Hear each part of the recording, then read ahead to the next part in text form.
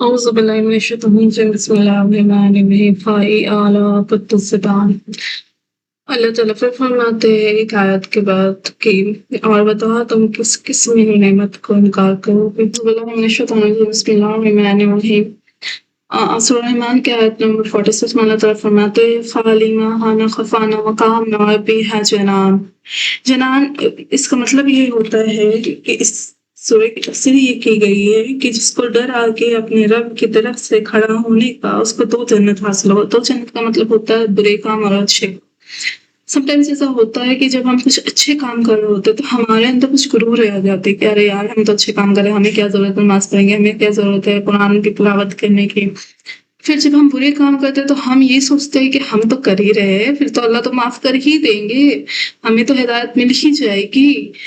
تو اس لیے اور جو دونوں چیز کو لے کے مطلب اچھے کام بھی کر رہے ہیں، وہ مان لو کہ وہ زکوٰۃ بھی دے رہے، روزہ بھی رکھ رہے ہیں، کچھ دنیاوی اچھی کام کر رہے ہیں، اور ساتھ ساتھ وہ نماز کی تلاوت بھی نماز بھی پڑھ رہے ہیں، قرآن کی تلاوت بھی، تو اس کو بولتے ہیں 2 جنت حاصل کرنا۔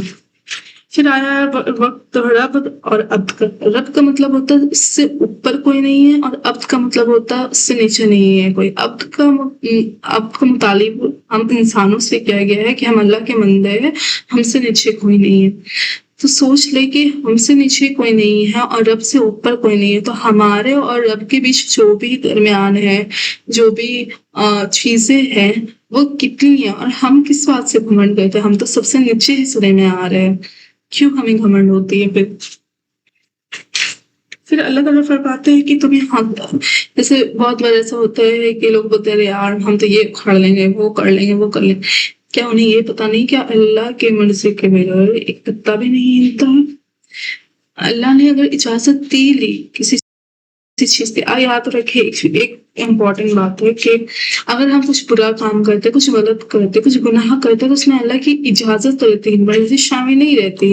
اور جب ہم کچھ اچھا کام کرتے ہیں جو اللہ کی طرف سے ہوتا ہے، وہ اس میں اللہ کی مرضی شامل ہوتی ہے۔ تو اللہ نے اجازت دے دی، جاؤ میں نے تمہیں کھلا چھوٹ دے دیا، تم کرو، لیکن آخر یاد رکھ لو، لیکن سنبھل جاؤ۔